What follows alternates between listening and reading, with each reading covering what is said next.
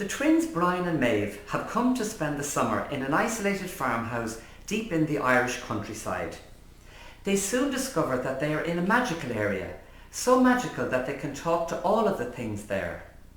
They also discover that it will not be a quiet holiday, as an army of foreign wood-eating ants who have settled in a ruined monastery nearby intend to eat all of the wooden furniture in the farmhouse. In this trailer I will introduce you to three of the main characters: the gentle Aunt Florrie armchair, the snobby Mlle Josephine Chaise-Longue, and the fiery Bresma brass tray. To set the scene, a sunny sitting room in an old-fashioned farmhouse in County Wicklow, Ireland. You two haven't stopped arguing since you arrived yesterday. I'm bored. Bored? This farmhouse is too small and dreary. Bien sûr, so different from the spectacular palace of Versailles. Versailles was no bigger than Gardener's Shed compared to the palaces I lived in. A garden shed? Versailles was enormous, and the people who lived in it were much more refined than the wretches in your country. We knew all about your lot in Versailles. Enough!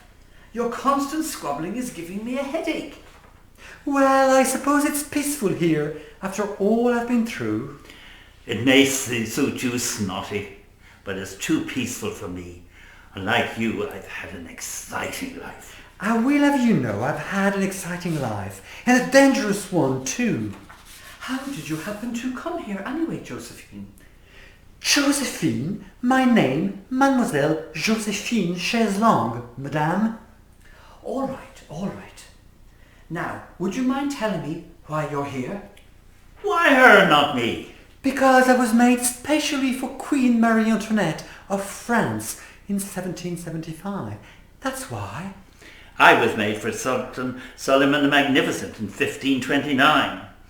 He was much more important than your Queen Thingamajig. Do you have a tray called after you? No. Do you have anything called after you? I am a Marie Antoinette Chaise-Longue. I am unique, famous throughout the world. Really? We had things that sort of looked like you. They were made of carved wood inlaid with ivory and gold and covered with colourful silks from China and brocade from India.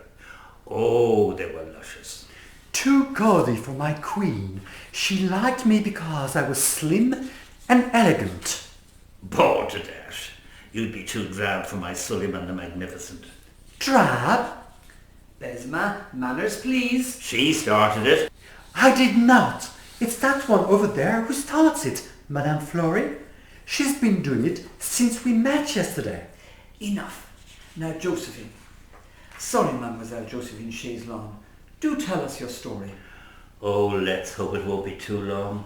How lives changed so suddenly. We were spending a quiet afternoon, the Queen and I. She was reclining gracefully on me, eating cake. Oh, how she adored cake. She must have been as big as a hippopotamus. She ate cake all day. My queen was as slim and as elegant as me. Besma, I'll not warn you again. Go on, mademoiselle. Where was I? Queenie was stuffing her gob with cake. We thought it was going to be a nice, quiet afternoon, when all of a sudden... There was no more cake. Besma? All of a sudden, we heard shouting, and before we knew what was happening, a bloodthirsty mob had broken into the palace and were storming up the staircase towards our room. Good gracious, why did they do that? They wanted some cake too. Besma, mademoiselle, please continue. I will for you, madame. My queen and I were as one, quivering with fright as the screams grew closer. C'était terrible. Go on. What happened? Did they break down the door and run off with all the cake? Besma, I've told you before now, and I won't tell you again. Can't you see she's upset? Upset my brass top. I want to know what happened next. We looked around for a way to escape, but there was nowhere. My queen tried to hide under me, but I was too close to the ground. We thought we would barricade the great doors, but we were alone. The servants had disappeared into thin air. At last, the mob smashed down the doors, stormed into the room. There were so many it was impossible to make out a single one until a very ugly woman, wearing a funny-shaped hat, ran towards us and screamed, "Here's the Queen!"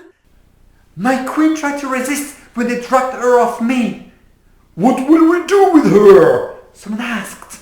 "Lock her up!" The hideous creature in the funny hat shouted. Mon Dieu, it was terrible. Absolument terrible. The mob dragged her out of the room and I never saw her again. Ma pauvre reine. Reine? Where did she come under this rigmarole? Reine is the French for queen. What happened to poor dear mademoiselle? They got over her head from what I heard in the Sultan's palace. They didn't. They did. I hope they didn't do anything awful to you, mademoiselle. They did. Serves you right for keeping the cake for yourselves. Anyway, what did they do to you? They ripped my lovely silk covering into pieces to make ribbons for their hideous cat things and left me... Left you what? Nu. New? Is the French for naked? I'm glad I wasn't there to see you in the all together. Shh! You poor dear. But that's not all, madame. Oh, no more. Your story is boring. Mine is much more exciting. Besma? Go on, mademoiselle. Oh, all right if she must, but get on with it. We can't be here all day. They had hatchets. I was shaking so much with fright I nearly fell apart. They came towards me, their hatchets high in the air, and their terrible screams. "We'll make good use of this useless thing." One of them roared, "A useless thing? Moi!" Well, you are. How would you like to be hacked to pieces and used as firewood? Go on, tell me. They couldn't. I'm made of brass. They could melt you down into a bucket. A bucket? A bucket for carrying water. Or, oh dear, I'm too polite to say. What happened then? Non, je suis fatigué. I'm going to have a nap. Please go on. A bucket? Me a bucket? Josephine, wake up! Wake up, you rotten old piece of furniture. Wake up!